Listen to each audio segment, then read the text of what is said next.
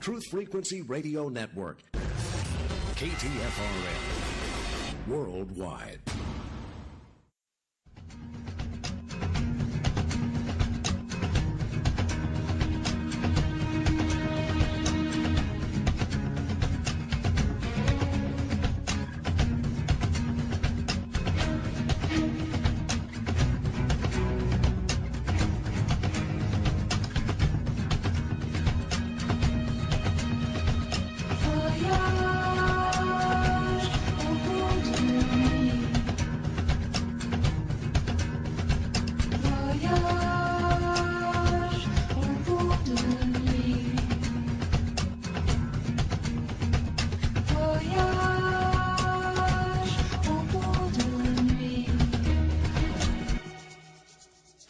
Welcome, Shadowland Voyagers.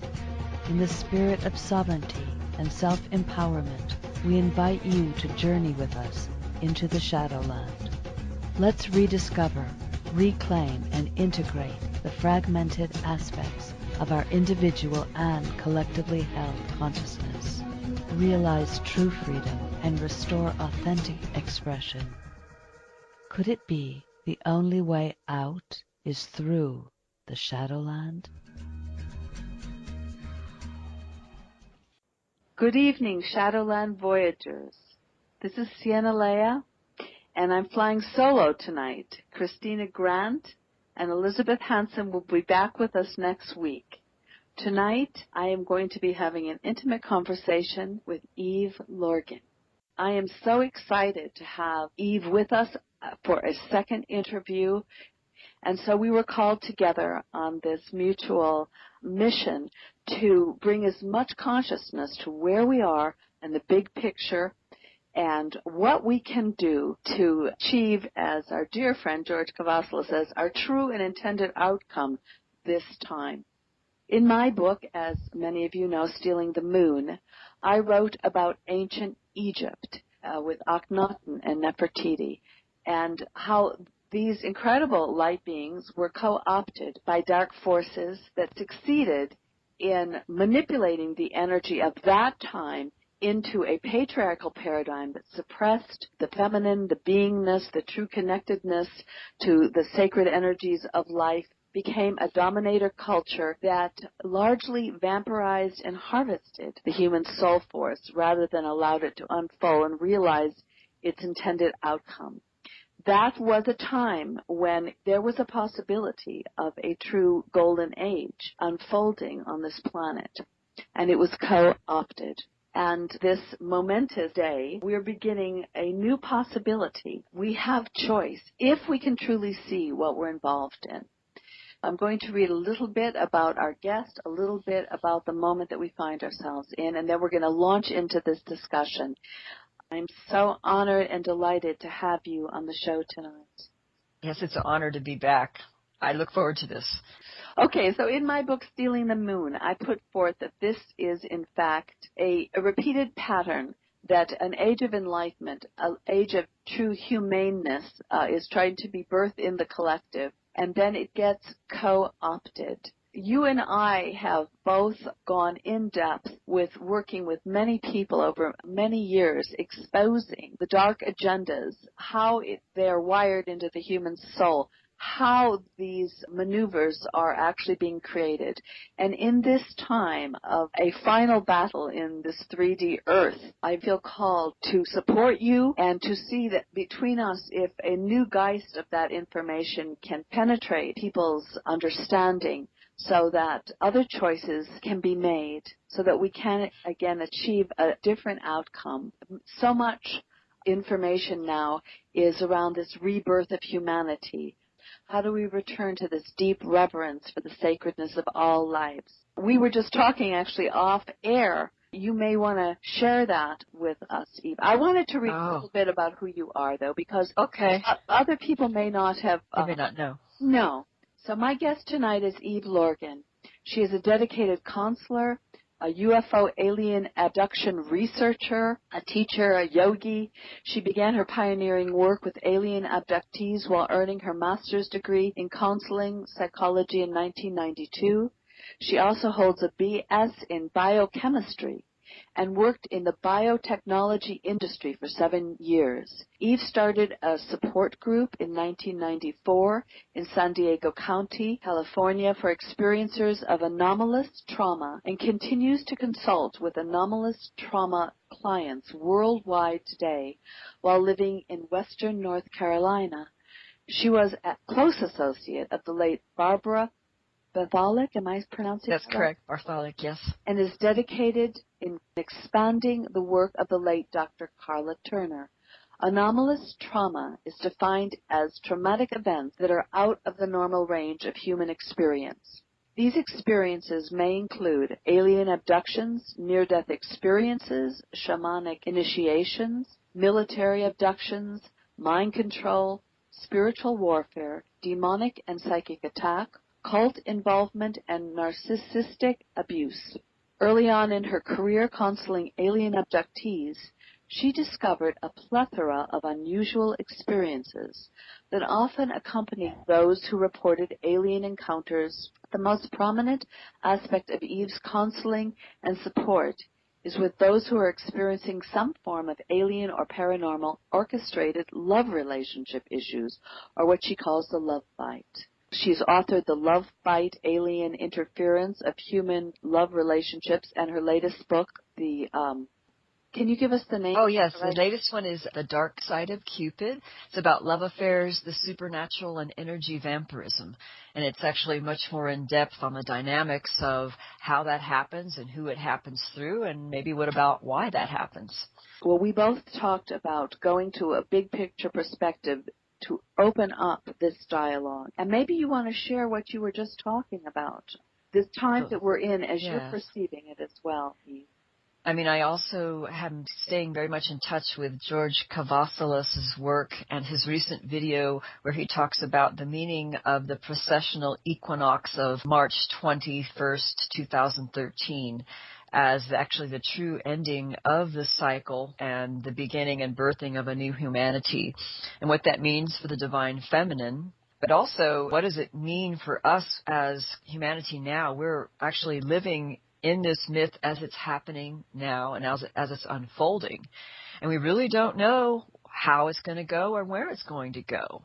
And that's actually why we're here, to help awaken and provide understanding and solutions so that we could not repeat former mistakes that were done in the ancient past, as in ancient Egypt, for example. But also some of the things that I spoke actually before the show, I was told by a client of an interview that somebody that I know, Duncan O'Finian, who's a survivor of MKUltra assassin mind control program, and he had done an interview back in May of 2012.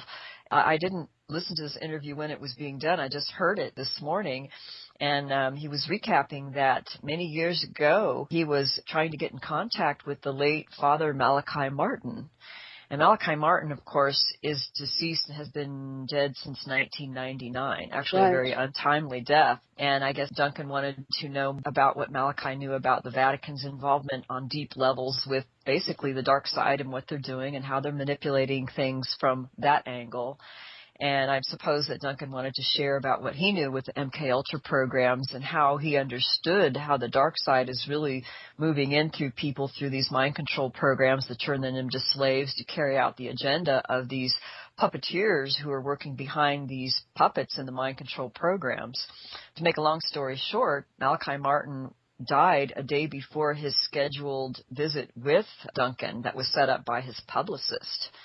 And I wondered about that because Duncan had talked about on that show of his understanding that there is a war going on. There is a big spiritual war going on right now, and humanity are the pawn and the prize. And that part of this war, we really don't fully understand it. I think that there's scriptures that have tried to tell us these things in the Bible, for example.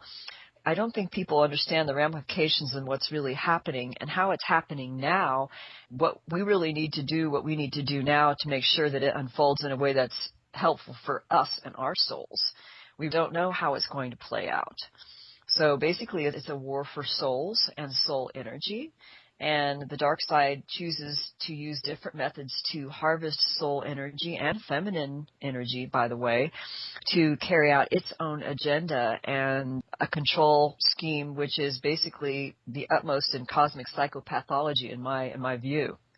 So basically, we need to know how this soul vampirism is taking place and how to affect the solution in ways that we can understand in our simple individual lives, but also collectively as nations in a whole new way of life that we would like Earth in this new age that is just unfolding today.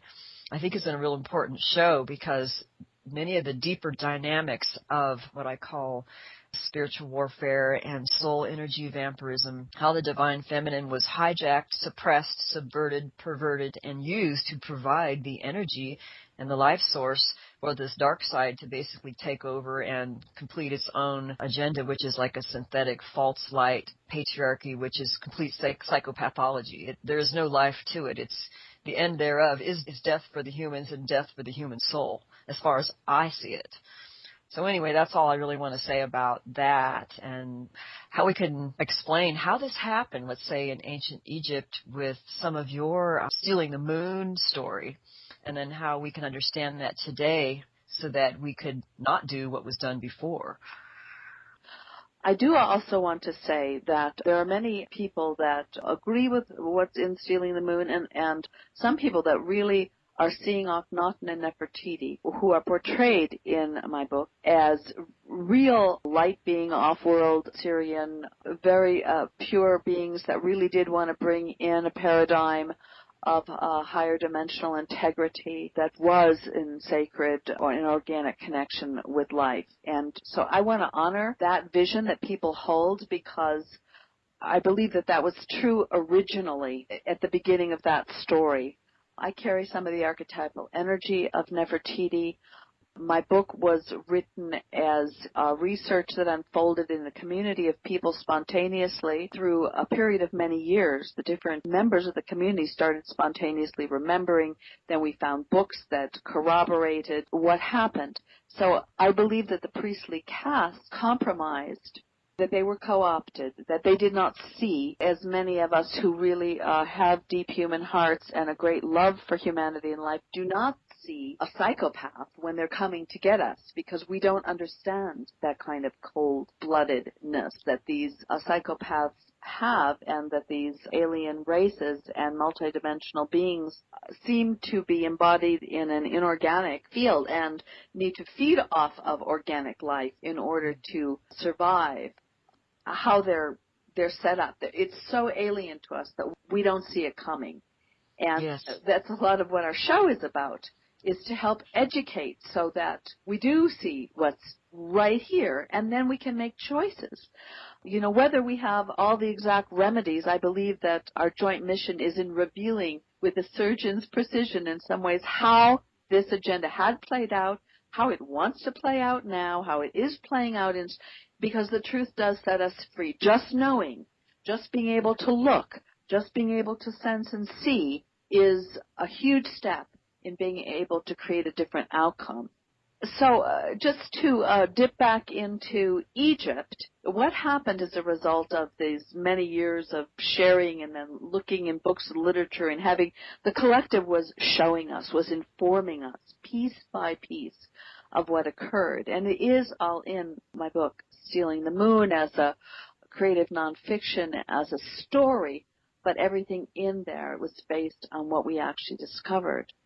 What we discovered is that through some sort of a illness that Akhenaten had that put him in a great deal of pain and discomfort, trauma, that these energies started to work through him and informed him in a kind of psychopathology with a great. At first, he was a great proponent of the divine feminine in history. Oh. He wasn't just a patriarch. He was trying to bring all the gods together for a unification, not just under a patriarchy.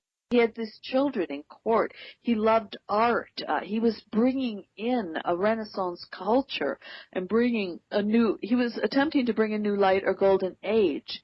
And it was a time when he had 7 daughters, and each of these daughters had a star essence just to integrate the feminine wisdom into this dimension to unfold the birth of a new humanity. And this was 3,500 years ago. Might have tried to happen. I know George has a vision of it many, many thousands of years earlier. I don't carry that vision. I just have this piece of the story.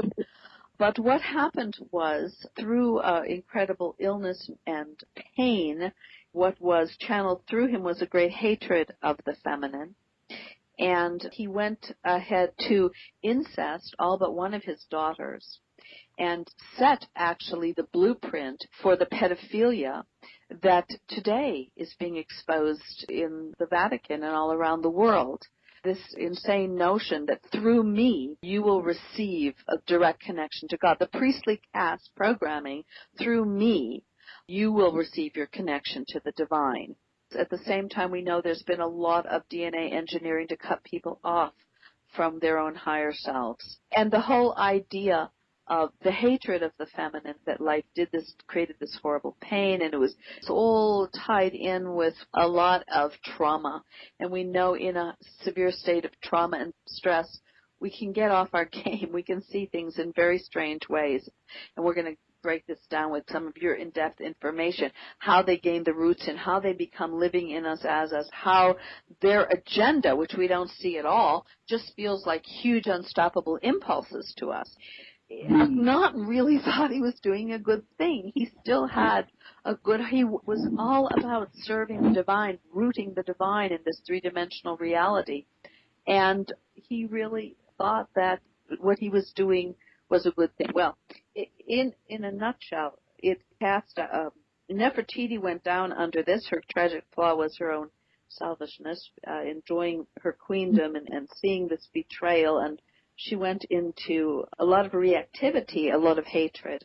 And the hatred was used because the female soul force is very, very potent, and so her energy was actually used in black magic and satanic ritual to set up a lot of the vampirism and a lot of the manipulation that went on as in this focal point. Now, Michael Jassarian talks about the cult of Akhenaten as the focalization point where patriarchy was really incepted and went out. And some people say that Akhenaten was Moses, but there's lots of histories. I don't have direct remembrance of exactly how it got booted, but it went then out to creating all of the major patriarchal religions out of this.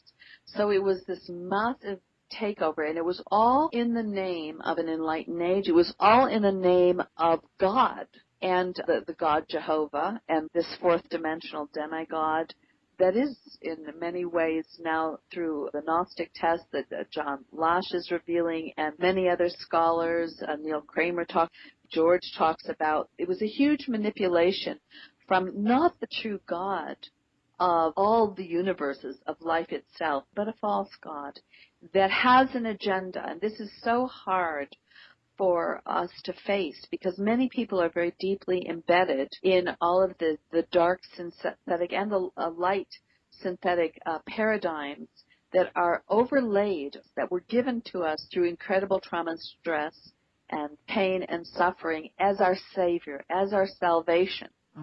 And this is the cross in the road where many feel we are right now. And George talks about in great depth, and many talk about in great depth, that we're about to see a lot of collapse, a lot of earth change, a lot of breakdown that is going to cause huge stress and suffering.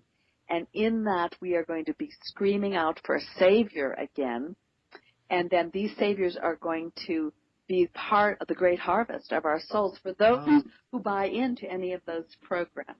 Stephen Richards, who I believe we'll have on next month, the holographic kinetics, that's an extraordinary work from Aboriginal lore. He talks about that they're going to try to entrap as many people back into time through the trauma, through the triggering of the trauma and the way that they get their hooks in. And this is where I want to stop talking and open up the dialogue with you because I feel you're a master at understanding. There's just so much. There is so much. There really is. Yeah. I start off on, I guess you mentioned the archetypes, and that's something that is very powerful. And I was reading George Kavasalis' book, Our Journey Home, and actually I'm not completed with it, but he did mention archetypes and how we, as the feminine gender, can tap into the archetype of the divine feminine and that memory of what happened to the divine feminine and the hijacking and the abandonment of the divine feminine.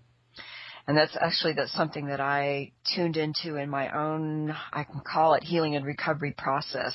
And I didn't understand it at the time, but now I'm starting to understand that it's actually a memory where you tap into the divine feminine and remember that what the divine feminine is actually feeling and living through. And what I sensed is that she's the eternal widow and experienced an abandonment after the divine masculine left us into the dark ages where the divine feminine was hijacked and taken over and vampirized, and this false patriarchal god basically set up shop out here on planet Earth. And it's something that I feel in order to truly heal and come to an awareness of what's happening, one has to delve into connecting with themselves and even connecting with the divine feminine to basically get the pearls of wisdom that comes through true insight. Because we may have a lot of history that's written and recorded, but the trouble is there's so much corruption in a lot of written history that's been falsified. So we're kind of left going through an organic process, even much like your own, and why you wrote your book. And it's like a deep memory that's starting to surface, probably with many people now, many women, many men. And we're remembering the truth of how this happens and this vampirization of the soul and how it happens with the divine feminine being oppressed, subverted, hijacked by, let's say, the male narcissist psychopath archetype that somehow got taken over by these dark forces that are working through that traumatized psychopath type to vampirize and carry out an agenda that is just so nefarious, it's hard to comprehend the level of evil, for lack of a better term. I don't think a human in our divine essence nature, it's hard to comprehend that kind of alien force exists and is real. And so we become blinded by not understanding that predator could be right in our path. And this actually happens in love relationships with a lot of women and sometimes with men. And that's actually what I dealt with in my book, The Love Bite and the Dark Side of Cupid, more in the last book. How even people who are aware, relatively aware and psychologically healthy, could come into contact with one of these predator psychopath types and become psychically vampirized and deeply, deeply hurt, so that it takes them many, many years to recover from these kinds of relationships. And this is not a simple love affair gone bad. It really is something else taking place that I believe is part of a spiritual warfare program. So, and it's because we're at the end of the cycle where it's like free reign, where a lot of these predator psychopaths that have been completely taken over by dark forces are just running rampant, vampirizing and raping and pillaging because they can get away with it. And the question is, why are they able to get away with it? And what can we do to step back into our power and truly step into that power and connect with that so that we could recognize them for what they are and what their capabilities and plans are and nip it in the bud so we don't repeat the cycle? A lot of the work that I focus on is, how could we work with it on a real simplified level within our own healing process and connecting with our own feelings and feelings that have been, let's say, suppressed or dissociated from our own traumas, and really having to go back and connect with those parts of us that have been hurt and the part of our soul that knows absolute truth. And then once we do connect with that, then it enables us to have the true vision and the wisdom of insight to perceive the intentions and capabilities and plans of anyone who comes into your path so that you can change history as it's occurring. It's really interesting that you talk about changing history as it's occurring, because this is also a time of the birth on a more global level of the cosmic man and the cosmic woman. And this is the time when we remember who we are as the universal creators of light in training on planet Earth. And I did want to say that this is graduation time, and the Earth, in my experience, agreed to take it to this level. The divine feminine agreed to be sacrificed so that these immense beings of potential, the humane, could learn the deepest and hardest lessons, so that when they went on to create their own galaxies and universes, there would be no deception that they had not already mastered and fulfilled.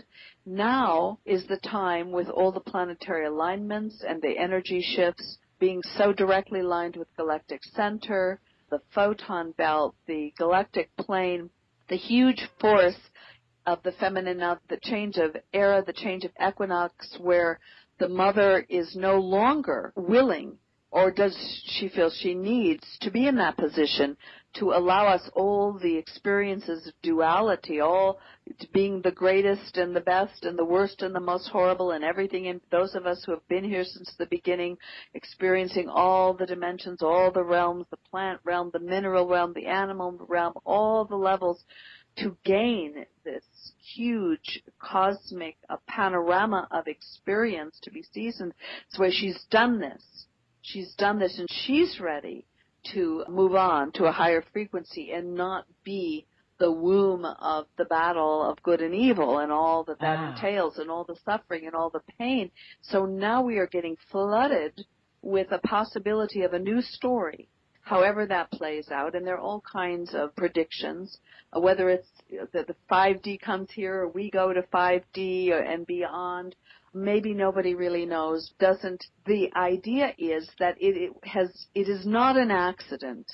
You know, the archons were not a mistake. They didn't just blow off in the outgassing of the creation of the earth. There is intention in the great intelligence of the real creator of all that is. And the Divine Mother tomorrow, I mean in a few hours, is the turning point where she's going, no more. That's awesome. That's so awesome. We can align with that. Yeah, and it almost reminds me of a metaphor that I think a lot of women can relate to. I know it sounds harsh, but let's say a woman in her early days got married to a man that she thought was really wonderful. He was charismatic, he was confident, and had a great sense of self, and she realized that she married a narcissist, and then became, over periods of time, more and more abused until she basically lost herself, her identity. Her children may have gotten abused. And once she was like the frog in the boiling pot of water, how hot does it have to get before she realizes she has to get out of this greed relationship and leave the narcissist and basically stand on her own 2 feet and say no more. No more abuse. This is absolutely ridiculous. This is horrible. She must stand out for herself. And what does she do if she's caught in like sleeping with the enemy, where you're already in occupied territory of the enemy?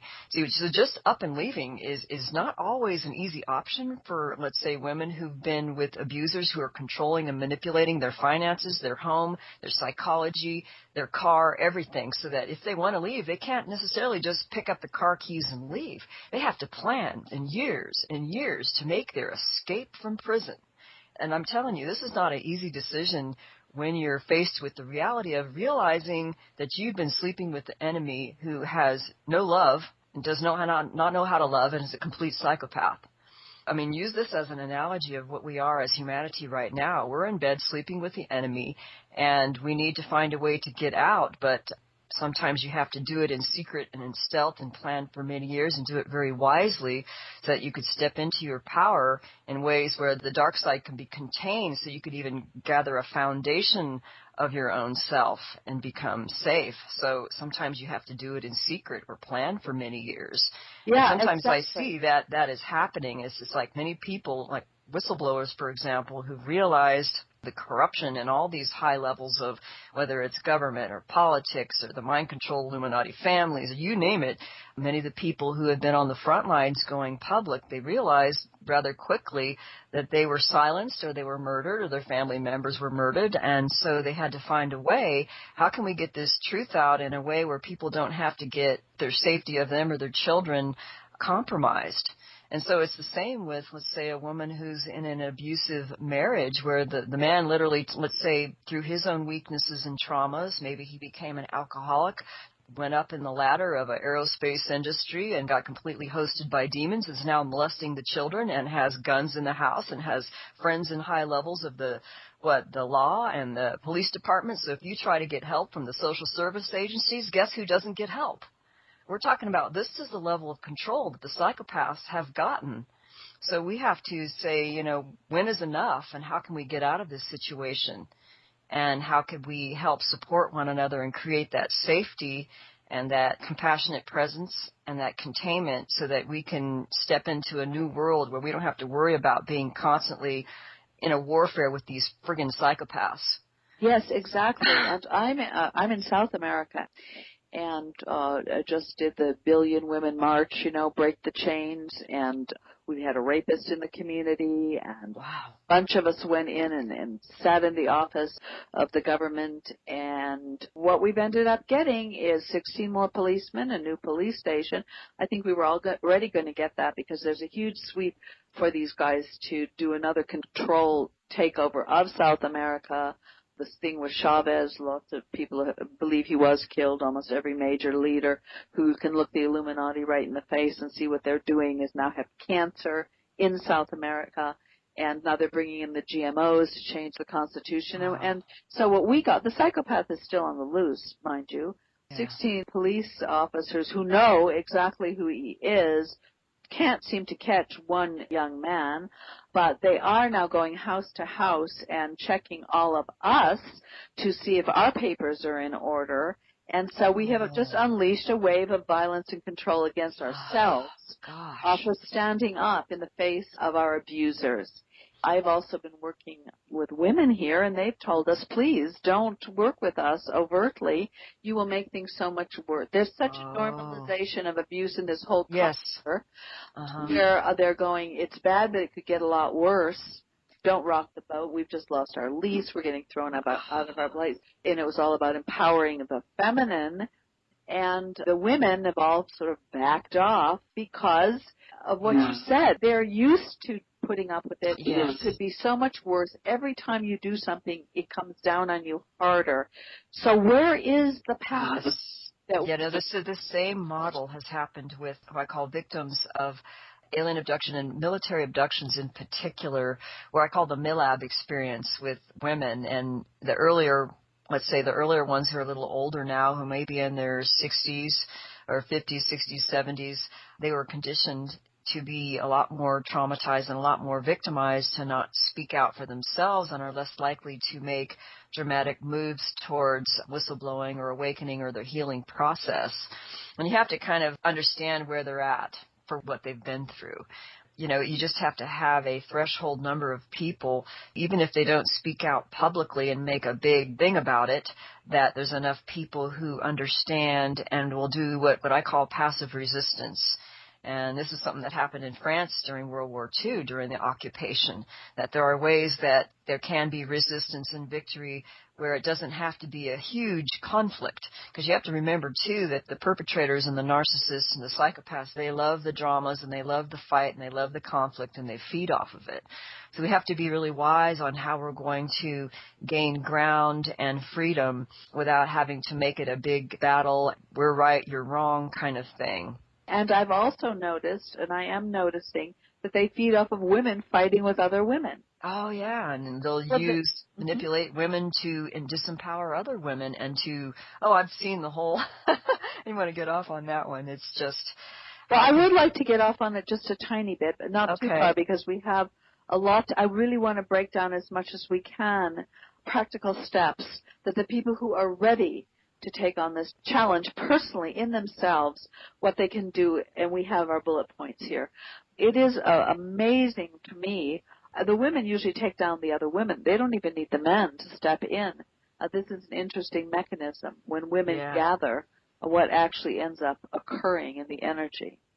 Yeah, that's true. I mean, I've seen it happen with women, even with doing support groups and counseling where like women love to talk and process how they're feeling, and that's a natural part of being a woman. But sometimes if there's unhealed wounds and what I call the imbalance between the masculine and feminine aspects of themselves, that if they lack the balance where they're acting on all the feminine without any of the masculine aspect of their being, they're going to sabotage themselves and others and other women by just turning it into a gossip session and a bitch session and a guilt manipulation thing where they just do the emotional dumping and end up making other people feel worse. And then that other people get drained, and it's like an energy vampirism kind of thing that goes on. Totally. I mean, I see it as there must be a balance between those parts of our being so that you can access wisdom. Wisdom can't be accessed if you only work on the feminine part or the masculine part, like the rational mind and the intuitive mind. There has to be a combination, I think, of both working synchronistically and in harmony in order to come to the empowerment that comes with real wisdom. Exactly. So that's hard to do because what it requires in my mind, in my work, it requires stepping into that unconscious realm or the realm of the feeling and the unconscious where there's a lot of heavy feelings.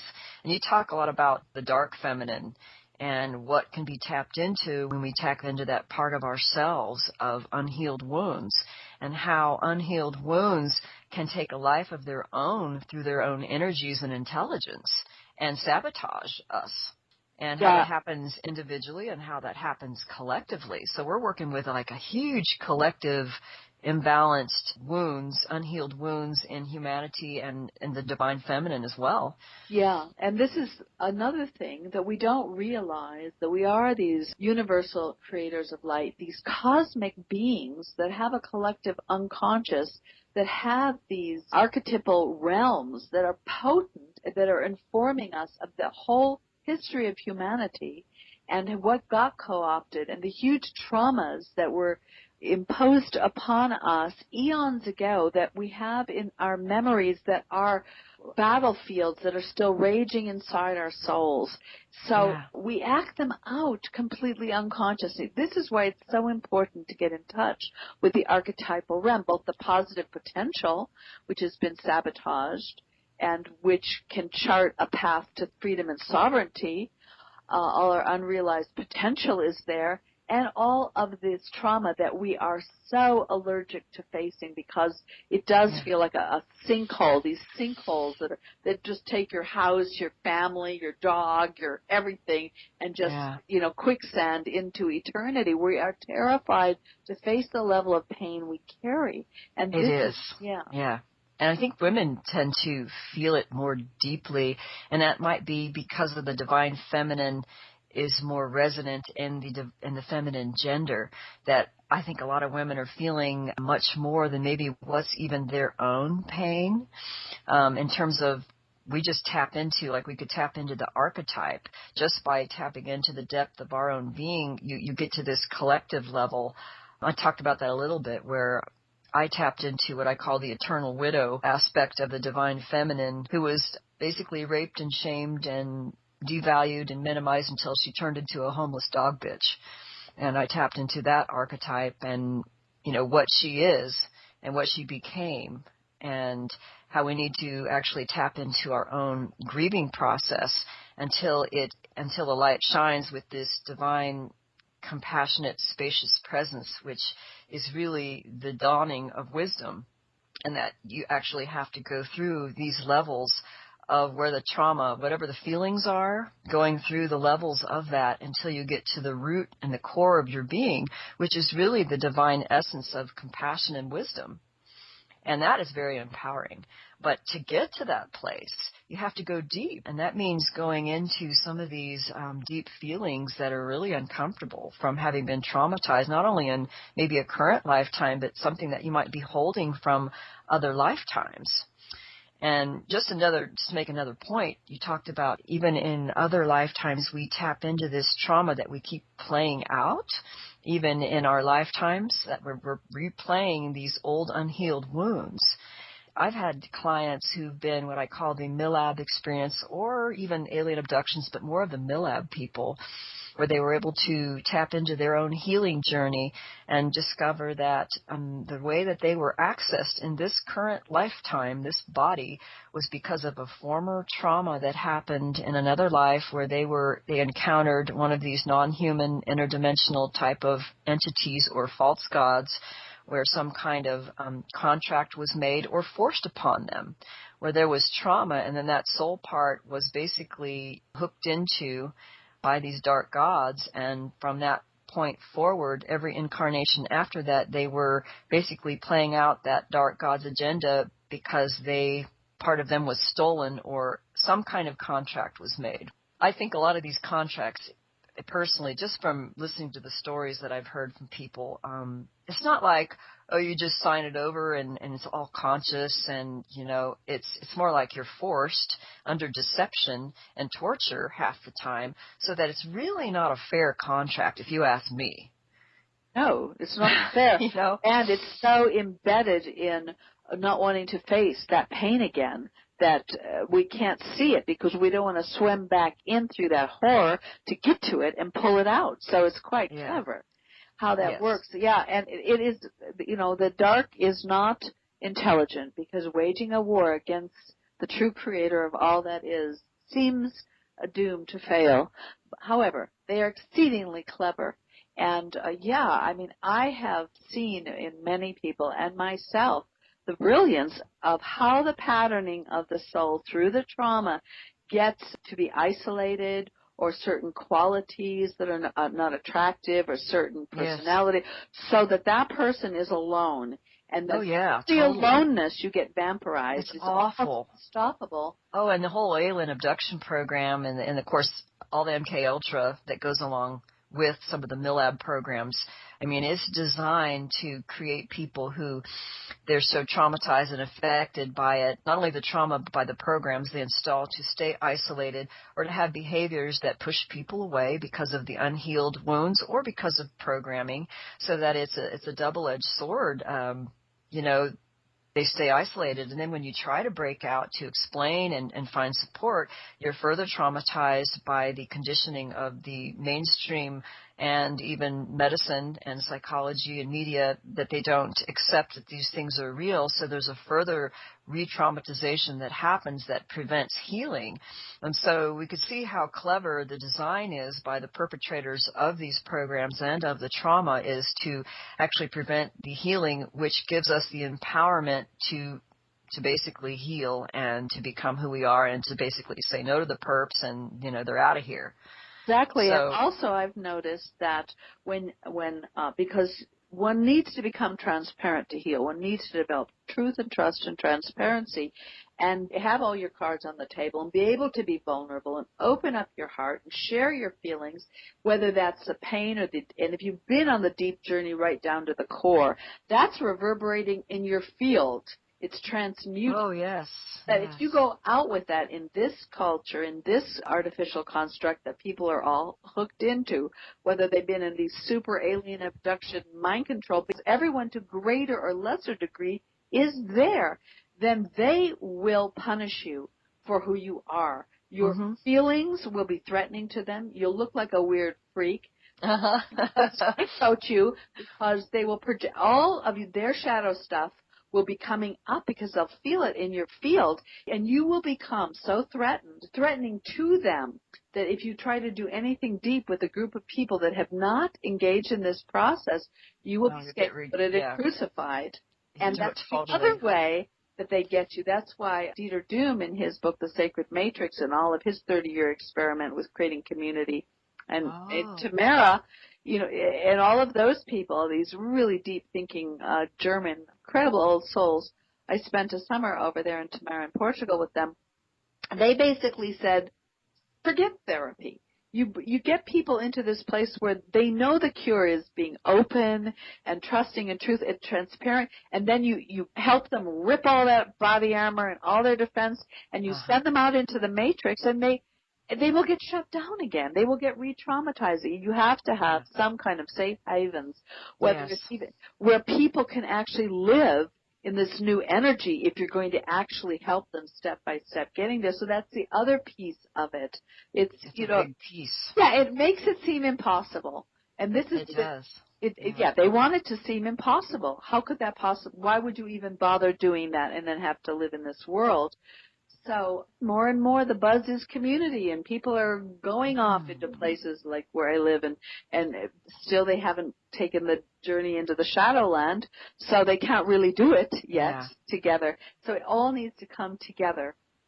And the whole shadow part is really the emphasis of going into the feelings that are uncomfortable and really staying with them long enough to understand what's present, what's there, and realize this is you, this is your life, this is connecting with your heart. And sometimes connecting with your heart means connecting with some hardcore betrayal and shame and devastation and the despair that is beyond comprehension, and getting in touch with those feelings, and then just resting until the divine core is finally revealed.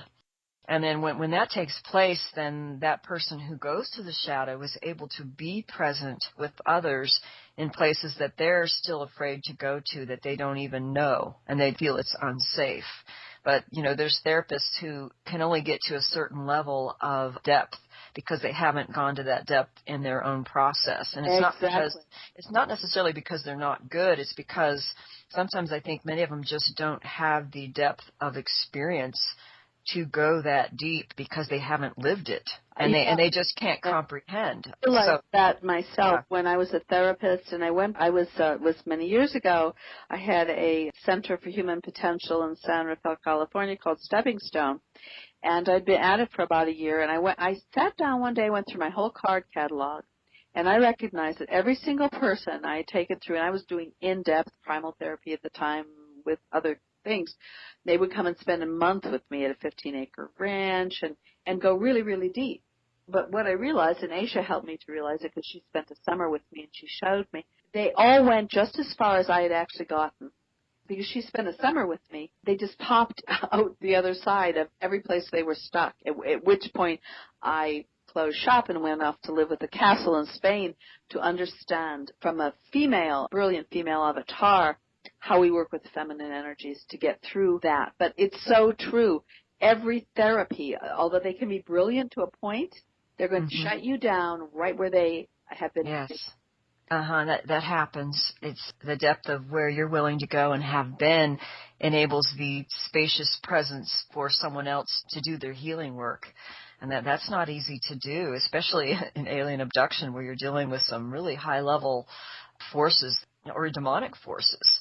And then you have to deal with the psychic attacks and wondering if you're going to be able to get through the night when, you're having all these friggin' entities show up and threaten you and your family. And it's certainly a path that is difficult to take. But I think more of us need to be present with our own feelings so that we can create the foundation of presence and safety for others to heal. And I don't mean just victims. I mean, quote, people who've been perpetrators themselves who really want to get on a healing path but feel that they can't because they can't be accepted for what they would reveal, that people would come after them with, machetes or whatever because they were evil or did evil. But I'm sure that there's many people who've been harmed and had done harm to others as a result of their own trauma and programming, and they have a difficulty finding healers to work with because some people just feel such repulsion dealing with certain kinds of personality types. But we have to create the safety for these people to heal so that we can get on an empowerment path. And so that's the big problem that needs to be resolved, or a solution that needs to be made where we can create the spaciousness of presence itself. And it doesn't necessarily mean a physical location someone goes to. We can just create people to support one another in a support group environment, or even telephone or Skype sessions where you could actually get together and be real and go deep, even in that kind of format. Yes, and we are in dialogue about possible next steps, both on Shadowland Voyagers. Eve and I have been having some preliminary discussions because we know there's some next steps that need to be taken. And sometimes one feels badly that one is exposing a problem at the depth without having fully in place easy and simple solutions. Suffice it to say, it's in our hearts to do everything we can to create them.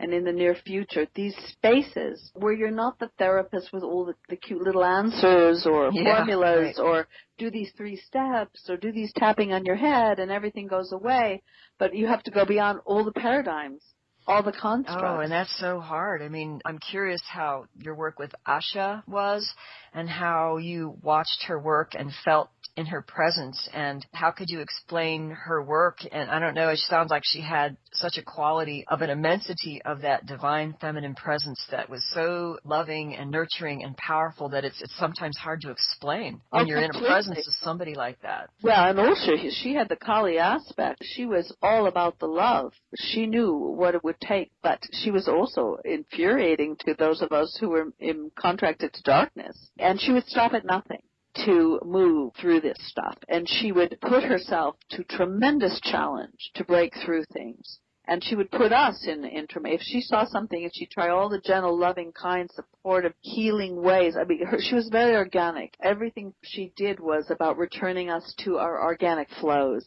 of our feminine natures, of our sensuality, of our sexual, come out of the box and the programming and the synthetic structures. And her feeling states of animation, which was her work and her process, in part, before she went into the archetypes, and then she had people becoming the archetypes. Wow. In midnight sessions, and we were all dressed in costume at times, she would evoke the archetypes, and people would tell bit by bit the entire history of mankind and how the archetypes all got co-opted by the dark side, but the potentials they were supposed to bring, and they would often transmute, and sometimes the dark aspects and cabals would lay down the power before her. She was truly a love goddess that had tremendous evolutionary force.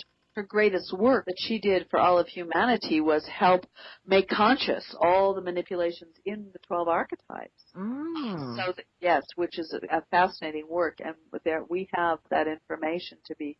It's not mine. I promised I wouldn't mess with the archetypes because it's still, I'm cleansing aspects of my contractual relationships with the dark side. And that's just something from another life that you discovered, more or less, right? I mean, it's something that was in a... Well, over these 30, I came to her, well, she came to me, we thought for healing, and I was the therapist. Actually, I had met her when I was part of the Gestalt Full Theater family, and I was doing Egyptian rituals in this huge mansion in San Francisco in the late 70s.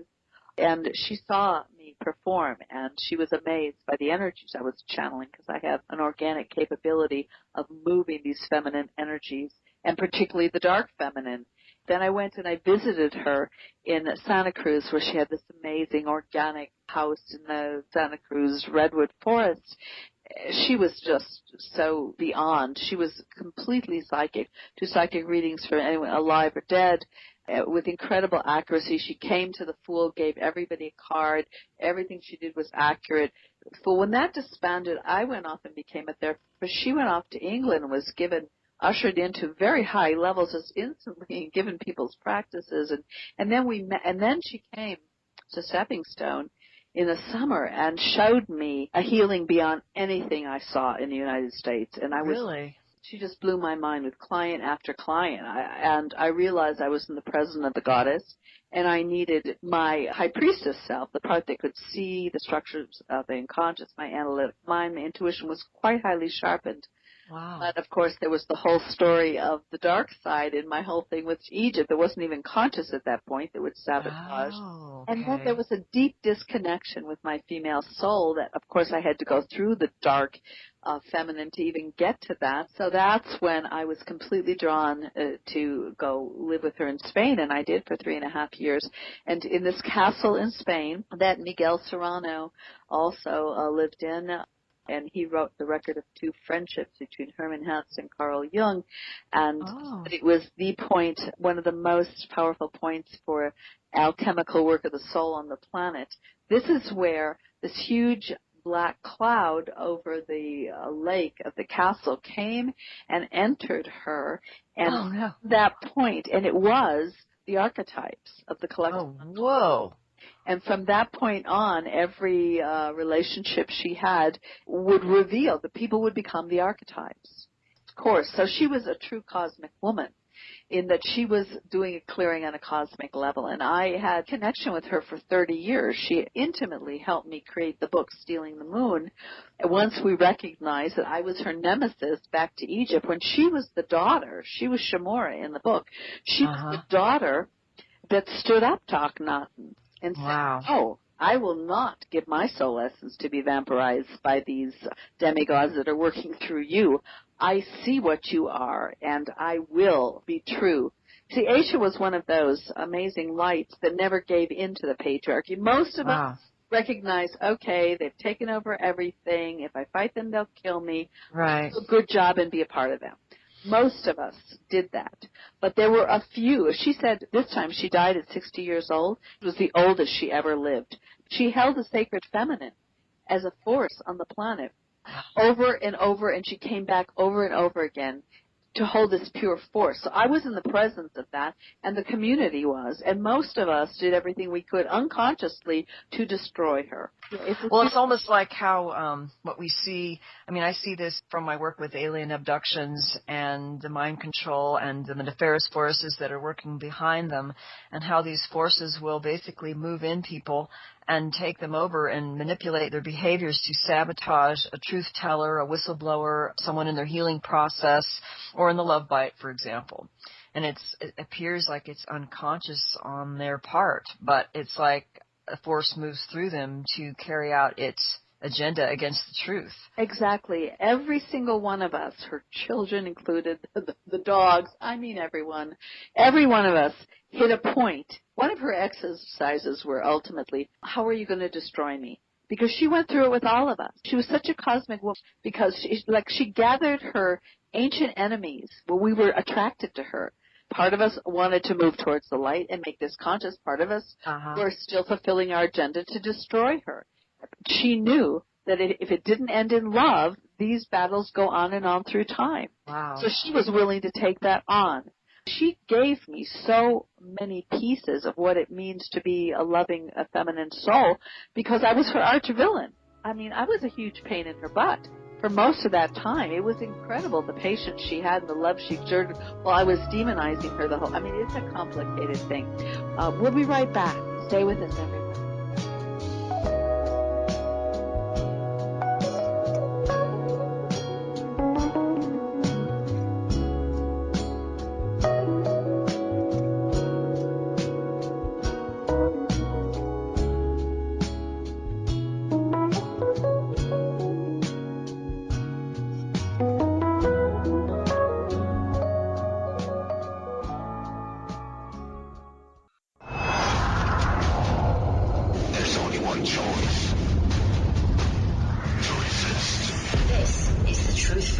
Radio Network.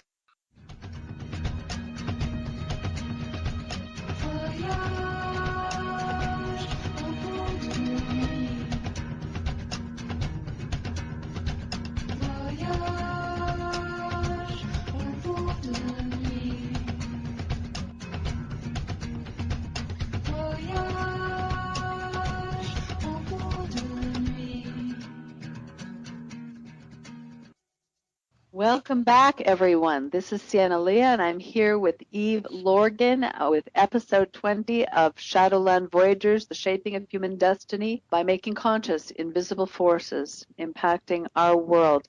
Eve, why don't we start the second hour with giving out your information, how they can find you and where they can purchase your book. Okay. Well, my website is evelorgan.com. It's also formerly known as alienlovebite.com. You could actually access it through both URLs. I'm also on Facebook as Eve Lorgan under my book, The Dark Side of Cupid.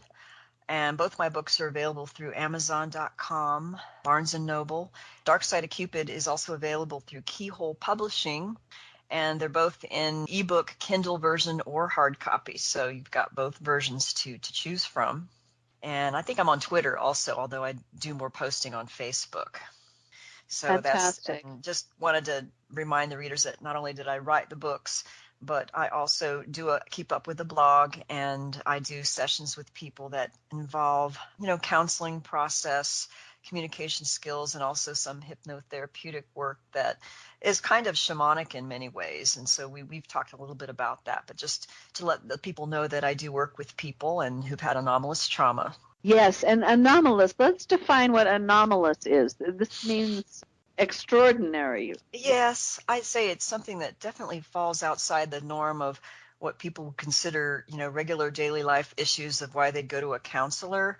Although post-traumatic stress is something that sometimes falls outside of the ordinary, that could leave someone with a very powerful response for a number of years. But anomalous really is kind of a nicer way to say things like alien abduction and MILABs, military abductions, mind control, spiritual warfare, unusual entity attacks, paranormal interferences in your life. And the thing is that a lot of us are actually under this attack. I really believe Oh, yeah. that everyone is under this attack. So I frankly, because a lot of people like myself, I was in therapy since I was 16 years old. And nothing Wow. ever addressed the issue until I finally got the huge level that this intervention is happening, that are creating. We have our own patterning in our own program, but there's a manipulation, a multidimensional manipulation of all of humanity. So I think everybody should go see an anomalous trauma counselor. Yeah. Well, it's true. There is a It's going to be key. multi-dimensional way of preventing the light from surfacing and birthing, and it's a difficult birth that I'd say the divine feminine is going through right now. It's like, the eggshell that the little bird has to pop through, and it's not easy. She's needing some muscle to get through the cracks in people's consciousness, to get out of the mind control that I think is one of the biggest problems that prevents us from having a receptivity to the emergence of truth. Well, I actually think if we don't start looking at it in this way, we are not going to get out of it. When we go to counselors and we believe in half measures, the dark is laughing. Yeah, sure, go to that. Yes, Oh, it yeah, is. give your money to that. Put your belief in that, because you're never going to get free, and you're going to think you're doing fine. And there's so much of this. Because the defenses are internal and external, and also multidimensional. And there's technologies out now that actually prevent us from being able to be perceptive to that, quote, that real deep internal soul essence. That technology itself is creating a disconnect with our fast-paced lifestyle and, just wireless frequencies and everything else. And one of the things that I just wanted to point out was, because you had mentioned doing therapy since you were 16, and I was involved in counseling probably since I was a teenager in my 20s, 30s, 40s, and I really didn't. I suppose it all worked to help unfold and heal things gradually, but what really kicked the door open for me was actually doing what I call the silent meditation retreats, which were Buddhist in nature, and they were called shamatha and dream yoga and lucid dreaming. And it was doing a number of retreats, which actually gave me a bolt of added awareness that was almost shocking to me, that woke me up to my current situation. And I was kind of in this state of numbness in some ways. And I had to be woken up from that numbness. And it was really the retreats of silence with myself and being away from my other environment that I was immersed in, which is all conditioning to keep you numbed out. I had to get away from that environment and just be in a silent retreat. And then that created, a shocking, sometimes painful awakening, which ultimately ended in getting a divorce from a long-term marriage that was unhealthy, and that I had been conditioned to go into out of my own choice because of my own background of abuse as a woman, with a father who was a patriarchal narcissist and someone who was, I think, demon possessed, to be honest with you. And that's a whole nother story right there. But I guess one of the things that I thought I'd share, if it's okay, is a poem.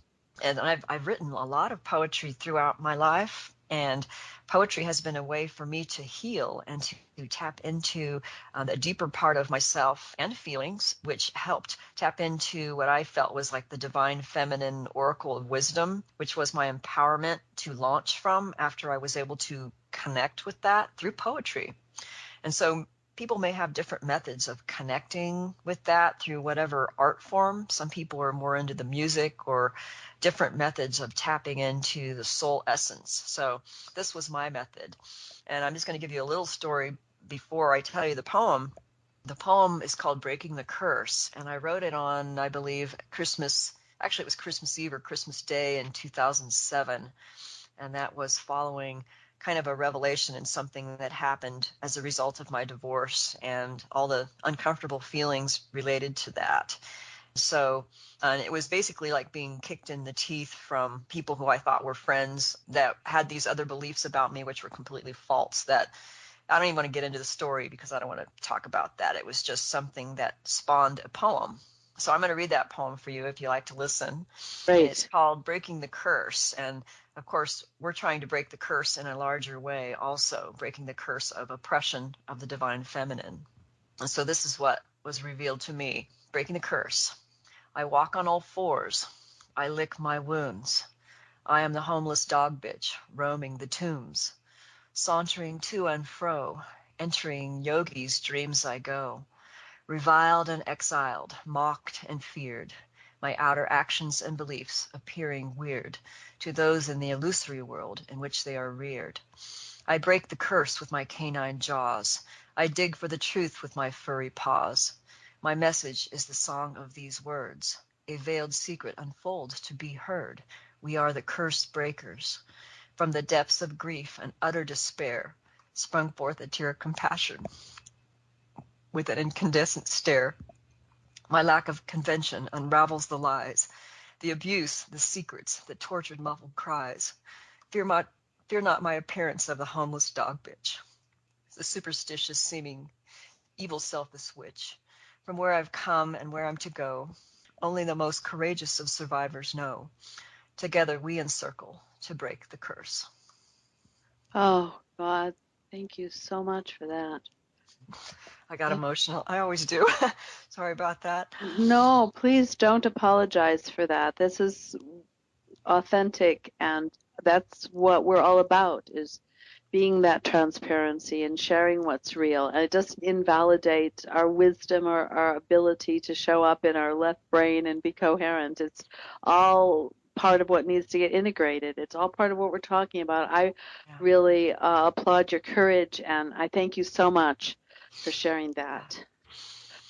Yeah, it's delving into parts of ourselves that we're not used to being in. If you've had trauma, I guess part of my life was being trained to be more left-brained and analytical for survival's sake and for the approval and acceptance I would get to be, let's say, a scientist and to be what my father wanted me to be. And so I cut off my divine creative aspect, cut from my own feelings and being able to tap into that. And so as a result, I became someone that really wasn't who I was when I was a scientist. And I, changed careers and started doing my healing work and counseling work and getting in touch with those parts of me which were blocked. And that had to do with a lot of really uncomfortable feelings, but the feminine is starting to emerge.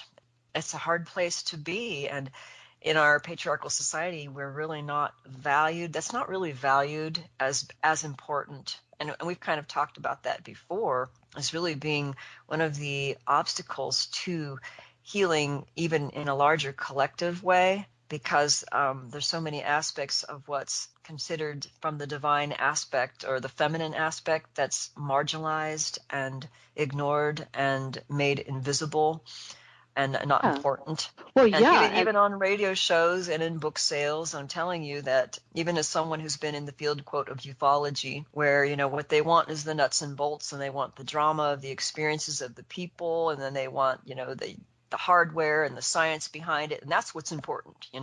These people with PhDs who have scientific degrees or whatever degrees and talking about all these wonderful things. And really, so when it comes to something like therapy with people who've had anomalous trauma and these weird relationships, it's like, Are you kidding me? They're embarrassed. There's actually an element of shame involved with that with some people. They're actually embarrassed. Well, So, yeah, and these are the control mechanisms of patriarchy. of It course. keep talking about the furthest out stuff and think we're being such in a new paradigm, but the exact same programs, the same taboos are operating until we actually break this. Nothing is changing. It's just a new set of Yes. clothes, a new set of language. Or a new And we're screensaver, as I call it, like people doing healing modalities of this and that, or positive thinking or affirmations. What they're really doing is just putting a screensaver on the program on the computer without changing the deep, deep underneath programs which create what's even playing. They're just putting a screensaver on top. And I believe we need to go deep, deep down into those places that we haven't looked and that we haven't really considered to be even relevant because they're so disconnected from the feminine, mind you, that they don't even see how relationships, manipulations, these dark forces, they don't even see this as being relevant because they don't even see the connection because the connection is gone within inside them. So the problem is there's people who are blind and you're trying to open up their eyes, but because they're blind, they can't even see the connections that can be made because the connection within them is broken.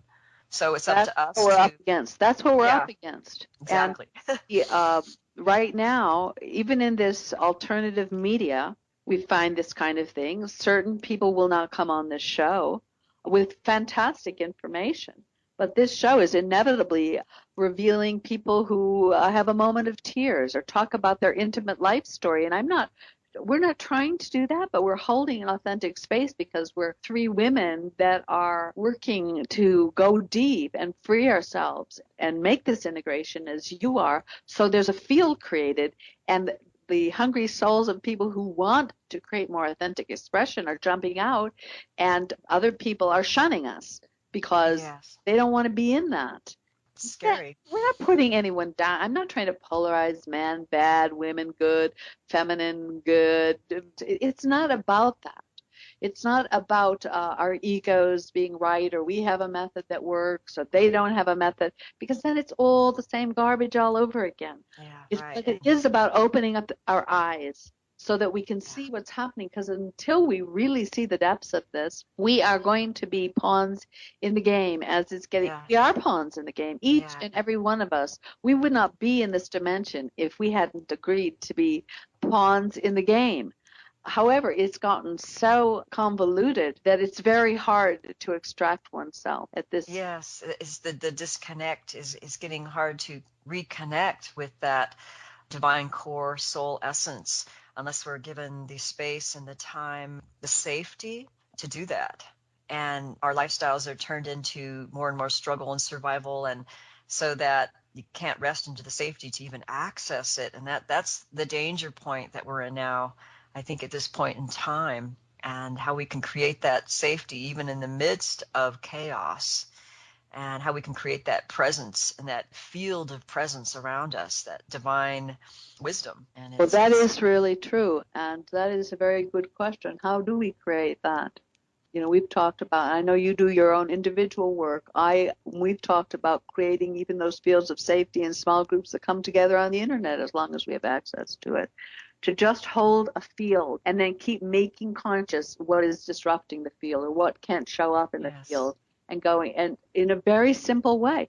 People could do this with each other, Yes, but they could. And that's actually one of the things that I kind of went over in my second book, The Dark Side of Cupid, which is the third of the book is about healing modalities and proactive measures we can take to nip the what I call the manipulation and the unseen forces in the bud, so that we can, increase that safety space and that resilience to these forces.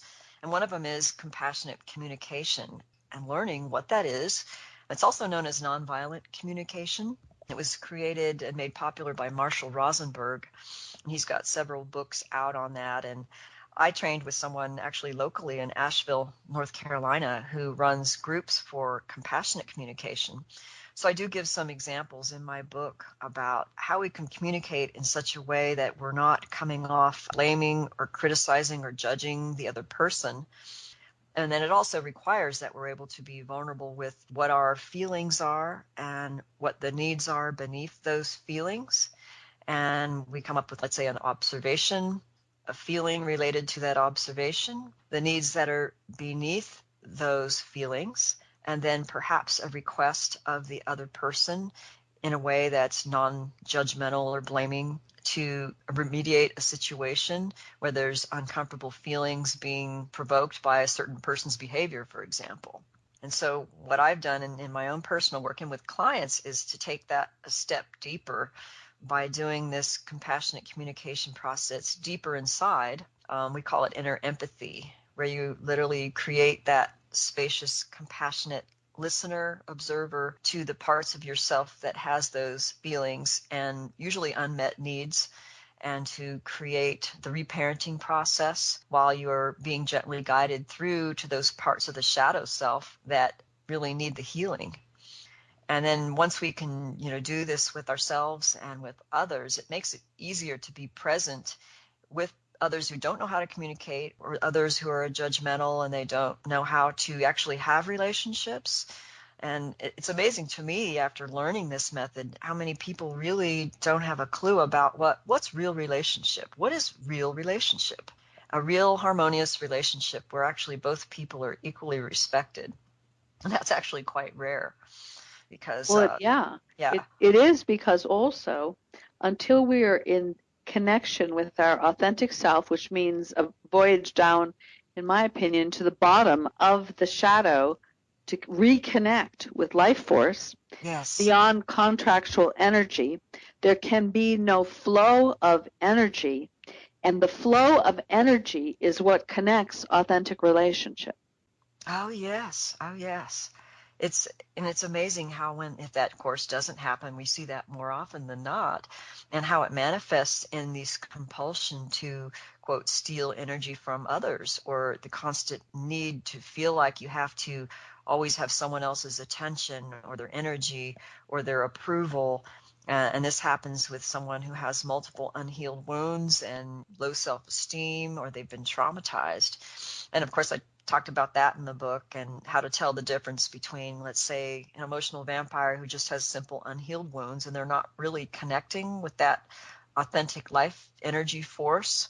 And so what happens when they interact is that, they become the emotional vampire, the drama queen, or different kinds of personality types. And what we Well, can how do do to you heal work that. with, how do you work to heal that? Do you feel like going into that right now, or Yeah, a we little can bit? go into that. I mean, I was interested in going into the things that really that seem impossible to heal. And this is certainly one of them, because usually people yes, in that state are so highly defensive. And yes, they are. this is what, Paul Levy talks about, the Witiko, which is just his, it's actually an indigenous term for the virus of evil, curse, the Oh, evil curse. He has a great take on it.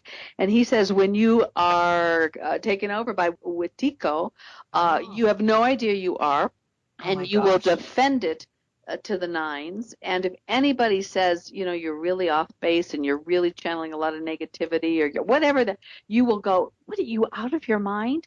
There will be a complete disconnect, Oh, which is, wow. of course, and we talked about this in how the shadow manifests by creating black holes and blank spots of awareness. Yes. Blank and blind spots in our life create vulnerability for more abuse and victimization. I wanted to talk about that because it Okay. seems the crux of why we don't shift out of this stuff. That is the crux. It is the core of the core of how we take back our power.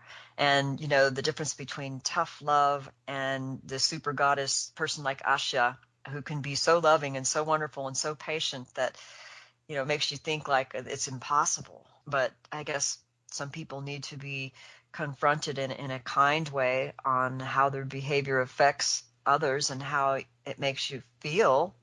And that's something that could be communicated in a way that's non-blaming as possible. And like you said, there's many who will defend this force, and it is almost like a virus. And it reminds me that term that you used, I don't know what did you call it? Wicca? With Tico and the Watika? Curse of Evil, Paul Levy, his book has Oh, just been out for release. I highly recommend that. really? It Oh, he sounds nails like it. He absolutely nails it. it reminds me of what's spoken about in what they call the predator and the early Carlos Castaneda theories where Don Juan tells him about the predators, the flying predators, and the virus. And it's also the Gnostic, some of the Gnostic tractates talk about this.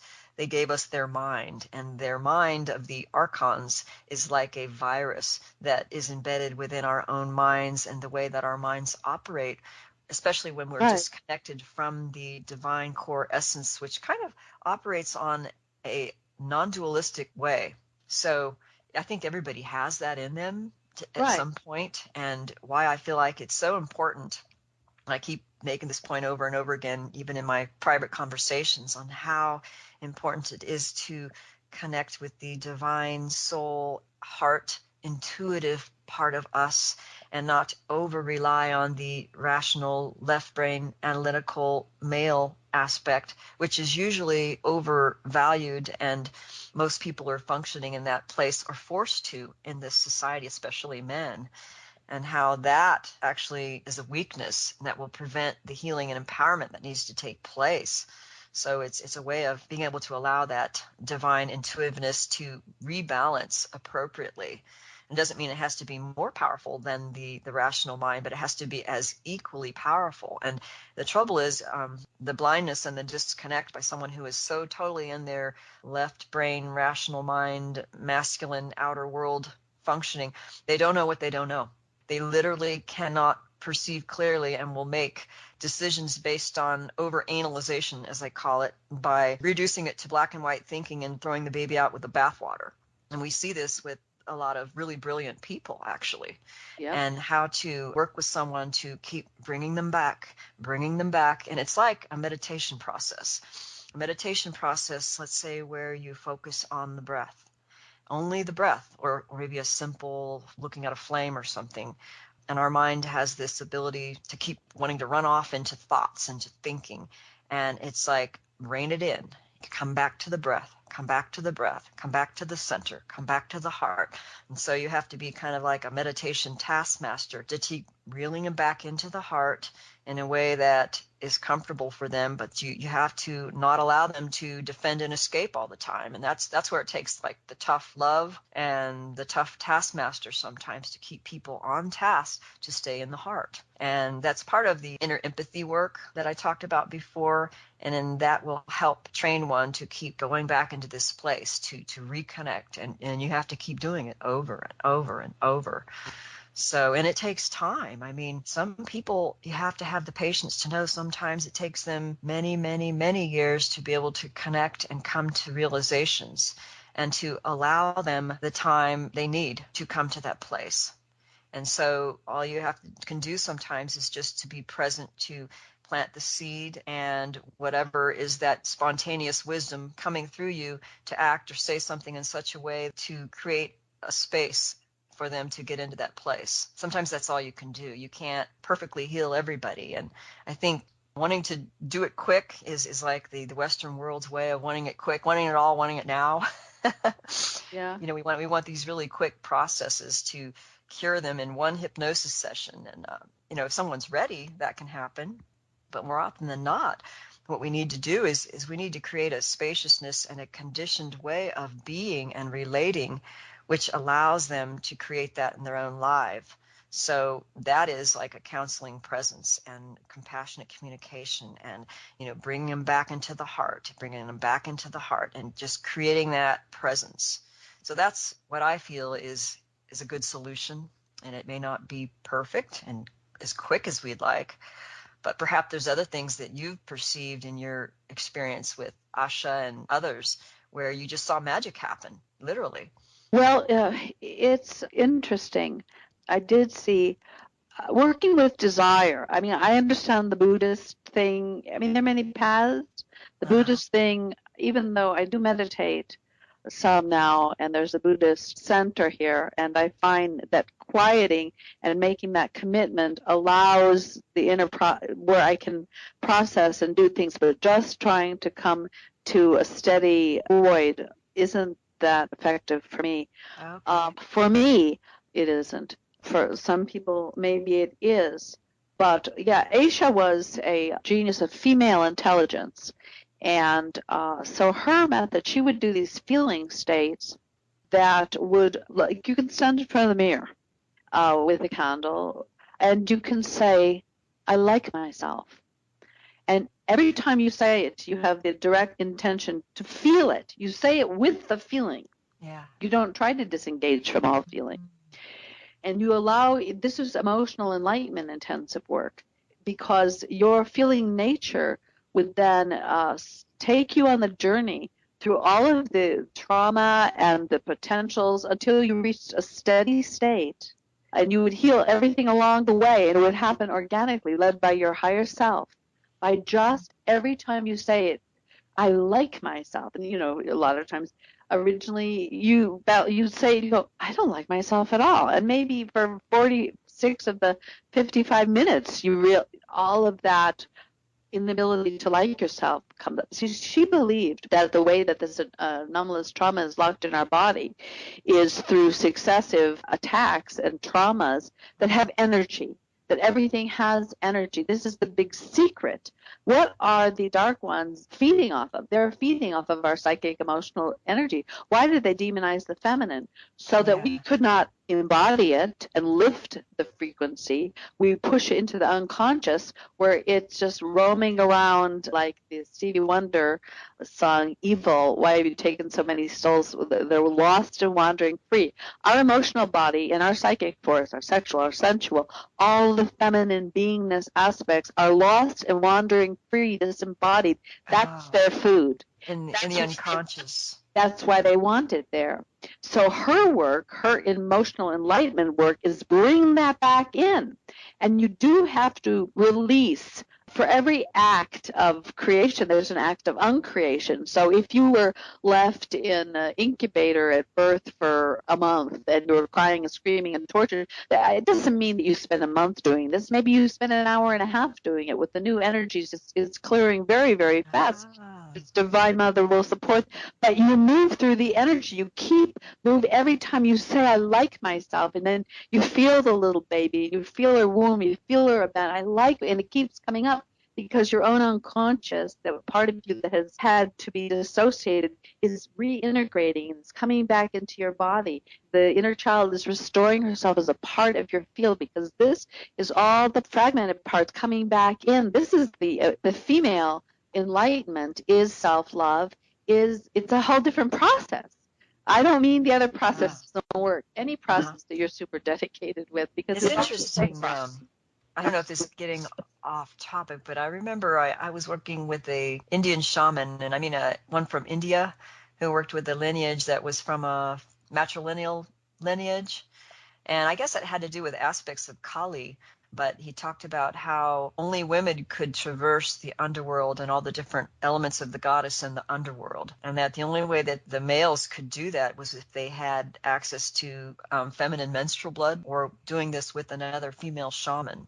And that was something that only the woman could do by nature of being feminine. It was to go into that unconscious of themselves and part of the collective unconscious, and then working with those forces and powers to bring back greater states of awareness and power. It was easier for the women to do it than the men. However, the men had a different process. And it's hard for men to face what the process is. And maybe I'm interpreting this wrong, but my understanding of what I was taught back then in the day was that the male body has the memory of patriarchy, which means constant acts of abuse against the feminine. It's in all men's bodies. I know men really resist this. I am not one of the Illuminati. I am a gentle, loving heart. How can you say that? But the disconnect, and it's been programmed and conditioned, it doesn't mean you're bad and you're guilty. It means you have to recognize that part of your software is this violation against life. And when we violate life, we disconnect from life, disconnects from us. Right. And so the healing process for the man is to serve the feminine as she's healing. Now, if a man wants to connect to his divine feminine, he loves a woman. He loves maybe men who women. I'm not going there. But he loves a woman and helps a woman to go through this process. Wow, that's awesome. And in that way, he cleanses and purifies those places that have dissociated and broken within him. Now, Aisha had several different long-term relationships in the time I knew her with very visionary men that understood loving the goddess as it was embodied through her in that case was a path to wholeness and integration for them. And they did it with an incredible passion and spiritual quest, spiritual warriorship, but not to go off to the battlefield with sword and, armor in hand on the white horse and to slay and kill, but to find a way to help that woman, have a beautiful orgasm or make a simple thing, or care for her children or make her a beautiful garden or to actually, and that these men, what was fragmented and the disconnect would come back and oh my goodness, that's amazing. Through that process.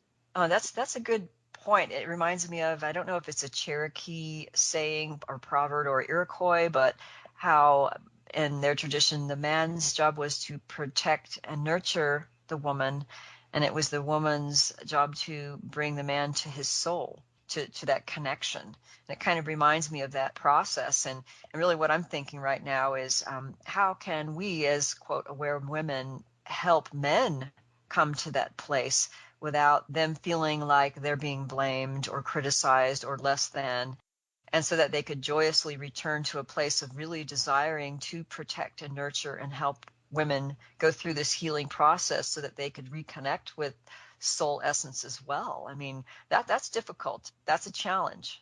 It's difficult because what they transverse when they make that commitment is their own deadness. And the memories would come up.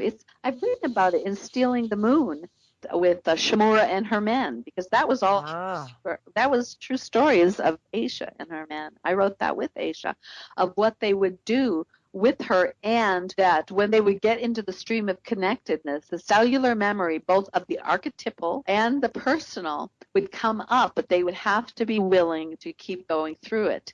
And it was evoked in them by loving a woman, whereas it's true women can often go through it because the stream is more organic in DNA, because every woman is a fractal of the Divine Mother.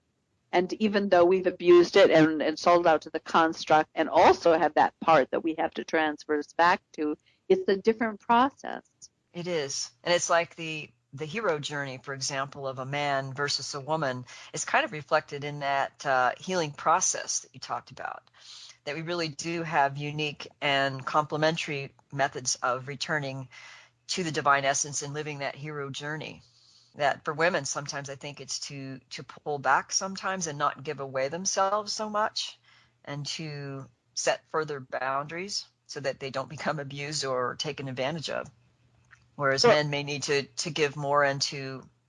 Now, there's actually a lot of literature now, and I'm not saying I agree with it all or that it's all the total truth, but there's this impulse awakening in the collective mind that the path back for men is loving women, worshiping women. I mean, sometimes they're taking it, we have to be careful not to take it into the matriarchal women on top and I'm the lowly man, and not going to the guilt. It's, it's a delicate walk, but it's honoring, it's, for example, what we're all going to need to do to the earth now that she's taking her power back.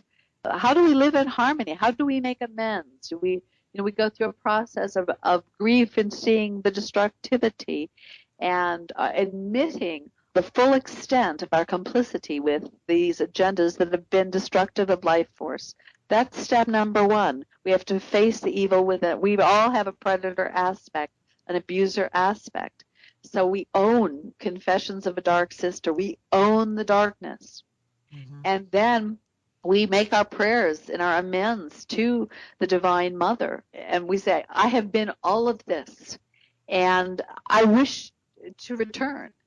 And we offer it up, and we see what she says. I mean, there's a forgiveness, but forgiveness is also misunderstood. We think, oh, I'll just say it all and I'll be forgiven, everything's fine. And then usually the people that are all big in the forgiveness loop, the next day they're doing the same stuff again. I think you have to go into feeling to even have the capability of forgiveness, because healing takes sometimes a long time to get through the numbness and then get to the reconnect and then get to the feelings, so that forgiveness is even an authentic process or activity. I know that was true in my case. I could want to on a mental level, but it couldn't happen until I connected with my own feelings and my own core. It can't take place unless you're willing to feel. That's my opinion on that one. Well, that's the thing. And so for women have to be willing to feel the depth of what has happened to Divine Mother and themselves, which we don't want to do and will do anything to avoid normally. And men have to be willing to feel what men have done to her and to feel their deadness, to feel their falseness, to feel the disconnect, to go through the no man's land. It's not that slow anymore, but it's a conscious walk back through the desert, the 40 days in the desert. Ah, yes. Yeah, it's being willing to do whatever it takes to reconnect with life. The desire for life has to burn so deeply within you that you'll do anything because you're just getting yourself back. And you're doing it for yourself, but you're doing it for all of life, and you're doing it for all people. You have to become so valuable to yourself, and this is the change of the age where we recognize that we are huge universal creators of. There's no more important work than the work we take the time for ourselves to make these evolutionary journeys. Yes. Yeah. And and I think that, part of the process you talked about how the dark aspect, to admit to how we helped co-create that process, whether or not we were perpetrators of violence or we were victims. But sometimes victims were co-creators, even being a victim, or being too afraid to stand up is still contributing to that patriarchy, to that rule. Yeah, that's where we have to recognize it's not exactly karma in the way people think about it, but there is a karma. People say, oh, karma is gone, and we can evaporate karma, and that was just a dark agenda, and we can break. Well, it's my experience of being one of the people that set up this patriarchy, one of the women that fell under its clutches and let myself be used for the bennies it got me. And of course, it was an addiction. There was, part of it was victimhood, but whatever. I was co-creator of that. So I very clearly see in my life that I need to show up for the creation of the healing of that. And that's hard work. It's focused discipline. I don't get sometimes the rewards instantly. There's pain involved. Yeah. But it feels to be an evolutionary path. So it's authentic, and my soul loves it because my soul is returning. Pieces of me return through that dedication. But I have to remind myself constantly, hey, the aspect of me that was aligned with Nefertiti, this is a part of the job description. With that said, there are things I also have to go, you know what? This is just beating me up and it's getting nowhere, and I'm no longer going to do this. Doesn't mean I just let myself indiscriminately get beat up and abused. It means I choose my battles, but I'm willing to, delayed reward or something? Yeah. I'm willing to work hard and focus because I really want to get to this 0 point where it's done. I'm not part of the old story. I don't feel I can just jump out of the old story. It's winding out as I process the amount of psychic and emotional energy I gave to it. I no longer react in the old story. I no longer act out it. I no longer respond to this huge self-love that keeps bringing the energy back. And then I let it wind down by serving in this authentic way the whole process of the awakening. And it could be a little way. It could be making spaghetti for somebody. It doesn't have to be a giant way. But there is showing, because we've all been a part of this dark drama. So we have to understand that process, because the whole idea is to get free and sovereign. And what does that really mean? We have about 15 minutes left. Oh, okay. That's more time than I thought. Really? Yeah. I was thinking to bring it to the place of, I think one of the biggest challenges is for people who, if you've been abducted by aliens, it's kind of a no-brainer that there's dimensional manipulation.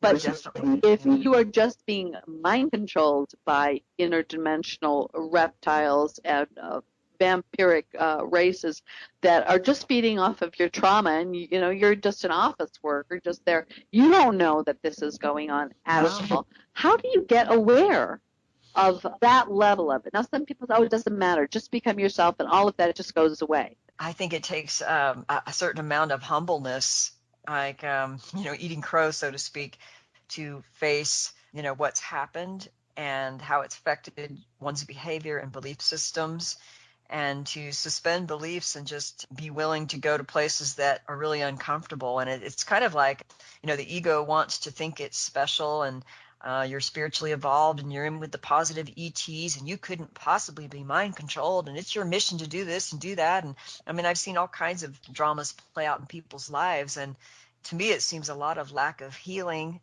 and also the stubbornness to serve ego instead of serve the greater good of the whole, which is connecting with soul.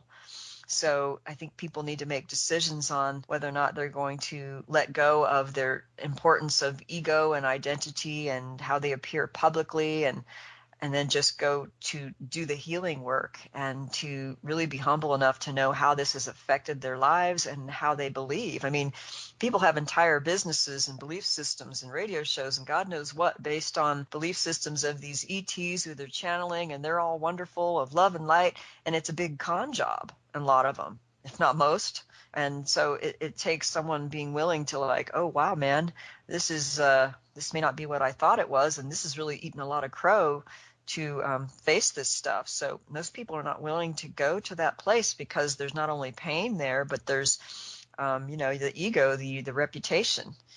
It's a Let's difficult place talk to go about to. that a little bit, because some of the most painful things to let go, like I know people who have meditated, for example, or channeled ETs and things, maybe for 20 years, and Wow. their whole identity, because ego is all about identity, right? Yes, very much This so. is who I am. Yeah, I'm a meditator. I do Kundalini yoga. Yeah. I move energy through chakras. I channel light through healing. I talk to ascended masters who are filling me with their light and love. And this is like every day pulling me out of the depths and giving me hope. And I'm Yeah. spreading it through the community. And I see people, I see healings and I see miracles. And this is a big deal to go, wait a minute. Yeah. This is a false light paradigm. It's amazing because I'm so glad George came out with what he did, George Kavasalis, and was able to be humble enough to say, hey, I was wrong before. I actually discovered this by going a little bit deeper. And, we have to be willing to just keep plugging along and not accept things at face value, because there's so much deception. I mean, it seems to me that this whole test, maybe this whole paradigm that we are in, was a test of the wisdom and connection of the human soul essence, and to be able to connect with that truth regardless of everything else on the outside appearing otherwise. So we're immersed in the deepest levels of deception that could really hurt you, basically. And the Well, test is to connect so deeply with that core essence, which sometimes means going through the dark night of the soul in order to connect with that deeply. It's not a journey that I think a lot of people are willing to go. They don't want to go that deep. no, everyone is where they are. And they're not wrong and we're right, but they're going to get recycled in the loops of time, as Stephen Richards says. They're going to be in the cycles of karma. Their energy is going to be vampirized because they're giving it over to false gods, and they will be recycled, whether it's a 3D. Doesn't seem that Earth wants to do 3D much longer, whatever much longer is. Whether they'll be taken to other 3D worlds that will be constructed, and they will live out hundreds, millions, billions of years. There's some of us that are just reaching the point that we're done. We just Yes. are done, and we'll do anything to get done. Yeah, I'm done. Yeah, I'm definitely done with this. No, Yeah. done with the life of deception and suffering and lies. And I think one of the ways we give our power away without knowing it is by believing falsehoods, because it was fed to us through our conditioning. And it could be through books that we thought were holy, and put all our energy and belief systems into these things. And that's how we give our energy away in other ways as well. Oh, yeah, it's so not fair. I mean, yeah, It feels not fair. It the feels holiest totally of unfair. holy. And all of these people going into church, I mean, all these churches, they take everything from, I'm in South America. The Oh, conquistadors come and they just drain the blood. They take all the gold. They take all the minerals. They rape and pillage and genocide these people and leave them with the Catholic Church Wow. as their Yeah, that's only hook. yeah, and it's their only hope. Like, I Their think only hope. you're left with what you grew up with, you know? I mean, I know that Christianity was something that I fell back on as my only hope till I, started learning more and more and had the opportunity to do counseling and meditation retreats. But some people really, they don't, that's all they have to give them hope. And they're just given, it's like the problem, reaction, solution. The Catholic Church is their solution, but even that is false and corrupted on so many levels. It seems completely unfair. But I think it is a test of the soul. I mean, that soul has the truth. The truth exists within us beyond conditioning. It's really interesting because, I remember once happened many decades ago now that Aisha looked at me and she said, there's this tiny little light in you, and then all I see are these cords just Oh, wow. sucking your energy. And it was right at a time I was about to go off to the Baja to start writing, to spend the beginning of 10 years pretty much alone, pulling this stuff out of me. But when she said it, and she said, but consciousness will show you the way, and now Oh. you will make the authentic journey. I was just so pissed. I mean, it just sounded, she could have just said, well, you can just lock yourself in a room and throw up for the next 10. I mean, to me, it was like such bad news. What you, Oh. you know what I mean? Because I Wow. was something comfortable or juicy or fun or, with somebody there or something. I mean, it was like, what? And she looked at me and she said, wow, you worked so hard to get to this place and you're so close, and you're still like acting like I'm sentencing you to a death sentence rather that I've stood by your side for all this time to get you to this point. And it was true. It's because we're addicted to the construct. We're addicted to the synthetic matrix that we have given up our soul force to. And it is the big titty, and it is the big daddy. And Wow. Yeah, exactly. Like, we don't know what love is. So many of us have never known what true love is in our entire lives. So we don't know the counterfeit when it comes. Let's say, like in one of those alien love bite situations, because that could throw people for a loop, because you really do have genuine feelings for someone when that happens. Except that it's manipulated so that you can't necessarily have a healthy relationship with one that's being manipulated unless you can disengage from what I call the stronghold of the alien manipulators who's ever working behind the scenes. And I suppose that could manifest as a lot of psychic cords and ways that they're pulling the strings on us. And that's a very hard lesson to learn. Like, wow, never having known love and then falling for something that was a counterfeit, and that counterfeit being stronger than something that you've ever known in this current lifetime. So you got to go back to the soul essence of other lifetimes or a previous connection where love even existed. And that's real hard. There's a lot of people who've never known what love is. oh And yeah, most of us. yeah, right. But everyone talks about love, everyone sings about love, everybody wants love, everyone tries to find love, but that we're operating in a way that is completely the opposite, really, of love.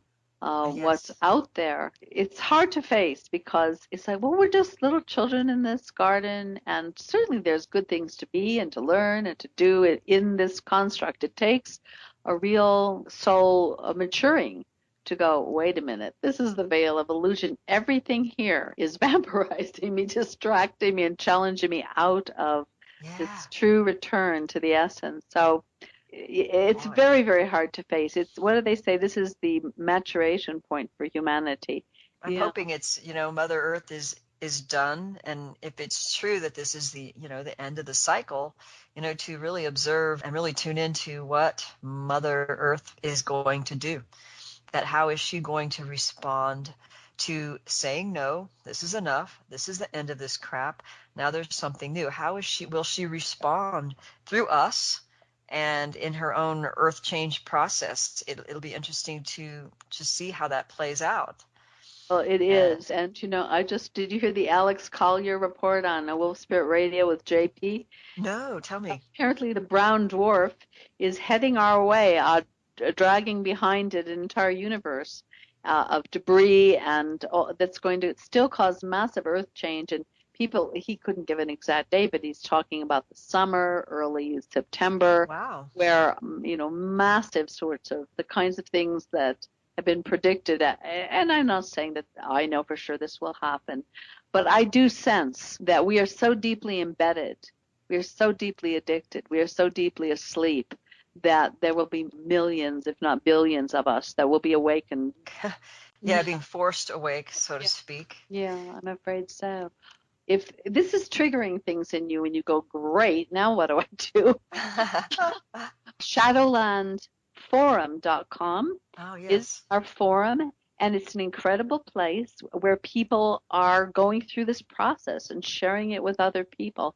And so far, there haven't been a lot of bashers. There hasn't been negativity. There's been really beautiful truth, trust, and transparency feel held, and it's growing. There's some very evolutionary souls who are willing to support you and who you could support there. And so that is something that I have to offer. You might want to give your information one more time, Okay. Eve. Well, great. Thanks for giving me the opportunity. Well, it's evelorgan.com is my website. I also have 2 books, The Love Bite and The Dark Side of Cupid, both available through my website and also Amazon.com, Barnes & Noble, and Keyhole Publishing has The Dark Side of Cupid also. I'm also available to do counseling sessions, hypnotherapy through Skype and telephone for anomalous trauma. Maybe I will put something on your forum because it sounds like a good place to Yes. share in a way that's safe and to really talk about. I mean, I'm really interested in the healing process and the insights that arrive and the Yes. empowerment that arises that can help create really powerful solutions individually and also on a larger scale. We don't have to save the world, but we could work individually in such a way that it creates more and more space. Well, thank you for having me on. Well, I'm really, really so enjoying connecting with you as a sister voyager who has deep experience and commitment and understanding at this level. It's very, very rare, and I'm really feeling nurtured and inspired by the connection, because we know that these connections can be very life-sustaining when they don't happen that often. So I am very grateful. The spaciousness and the compassion and the empowerment. It will happen more quickly. I see younger people now are much more open to the truth than maybe, 30 years ago, 20 years ago, that there's more of an openness, so that I think we have more of a platform than we did before. Yes, absolutely. And as we offer new ways of connecting, stay tuned. Love to you all. Bye-bye. How can I